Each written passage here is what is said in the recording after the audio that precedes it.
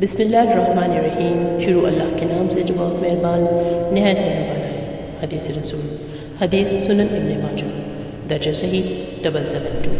نبی کریم صلی اللہ علیہ وآلہ وسلم نے فرمایا، جب تم میں سے کوئی شخص مسجد کے اندر داخل ہو تو اسے چاہیے کہ نبی کریم صلی اللہ علیہ وسلم پر سلام بھیجے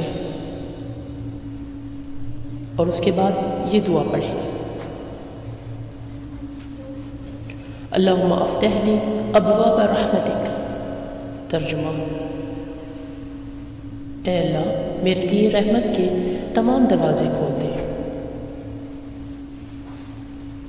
اور جب کوئی شخص مسجد سے باہر قدم رکھے تو یہ دعا پڑھے: اللہم انی اسألک من فضلک۔ ترجمہ: اے اللہ میں تجھ سے تیرے تمام فضل کا سوال کرتا ہوں۔ اختتام: سبحانک اللہم و بحمدک، اشہد ان لا الہ الا انت، استغفرک و اتوب الیک۔